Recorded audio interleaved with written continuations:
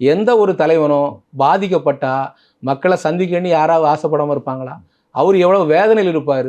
தலைவராக வந்து அவர் வந்து பெரிய அசம்பாவிதம் நடக்குன்னு அந்த நேரத்தில் அவர் ஃபீல் பண்ணலை. இல்லை, ஒரு குழந்தையை காணலான்னு தகவல் குழந்தையை காணோம்னா அது கண்டுபிடிச்சி கொடுத்துருவாங்க. அதான் அவர் நம்பிக்கையில் தானே சொல்கிறாரு. நீங்கள் அது சொல்லும்போது சம்பவம் நடந்து மூணாம் நாள் ஆச்சு.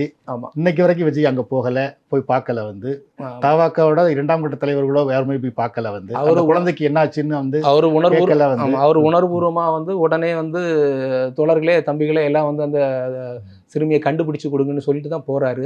சொல்லிட்டா போதுமா? வந்து ஃபாலோ பண்ண வேண்டாமா? என்ன ஆச்சு, கண்டுபிடிச்சு கொடுத்தீங்களா குழந்தை என்ன ஆச்சு? இல்ல, அதுதான் அது தோழர்கள் செய்வாங்கிறது தோழர் தானே சொல்றது. தோழர்கள் செய்யலையா? நீங்க 3 நாள் ஆச்சு தோழர்கள் செய்யலையா? வந்து தோழர்கள் வந்து அதுல எல்லாமே தேடி இருப்பாங்க, எல்லாம் செஞ்சிருப்பாங்க. இந்த அசம்பாவிதம் முடிஞ்சோன்னா எல்லாரும் கலைஞ்சு போயிட்டாங்க.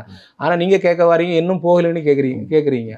போகக்கூடிய ஒரு சூழல் வந்தால் கண்டிப்பாக இப்போவே அவர் நேற்று கூட போயிருக்கலாம். 20 லட்சம் ரூபா நிவாரணம் அறிவிச்சிருக்காரு. ஏன் இன்னும் போகலைன்னா அரசுக்கிட்ட அனுமதி கேட்டிருக்காங்க.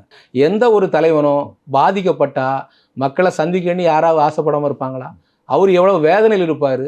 ஒரு சாமானிய மனிதனுக்கு என்னாலே வந்து ஜீரணிக்க முடியல, அவ்வளவு ஒரு வேதனையும். நீங்கள் சொல்கிறீங்க, ஏற்கனவே விஜயோட பவுன்சராக இருந்த ஒருத்தர் ஒரு பேட்டி கொடுத்துருக்காரு. அந்த பேட்டியோட விசுவல்ஸ் இப்போ வந்துகிட்டு இருக்கு. அவர் என்ன சொல்கிறாருன்னா, ஒரு இடத்துல கூட்டத்தை வந்து விஜயே வந்து அவங்கள ப்ரொவோக் பண்ணி அவங்கள எல்லாத்தையும் கலைஞ்சி இளைஞர்களை கலைஞ்சி வர வச்சு இவர் போய் அந்த கேரவனுக்குள்ளே போய் உட்காந்துட்டு அதை ரசிக்கிறாரு அப்படின்னு சொல்கிறாரு. வந்து நீங்கள் அதுக்கான விஷுவல்ஸ் ஒன்று இருக்குது. அந்த லைட்டை ஒன்று ஆஃப் பண்ணி ஆன் பண்ணி ஒரு தலைவர் வந்து ஒரு லைட்டை ஆஃப் பண்ணி ஆன் பண்ணி விளாண்டுக்கிட்டு இருக்காரு.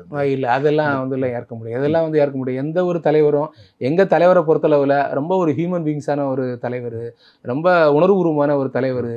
அவர் வந்து மக்களுக்கு ஏதோ நல்லது நடக்கணும் இங்கே ஒரே ஒரு மோட்டிவேஷனில் தான் வந்திருக்காரு. அப்படிப்பட்ட ஒரு தலைவரை பார்த்து இப்படி சொல்கிறது அவதூறுலாம், இந்த மாதிரி நிறைய அவதூறு வருங்க. எவ்வளவோ அவதூறு பரப்பிட்டு தான் இருக்கிறாங்க.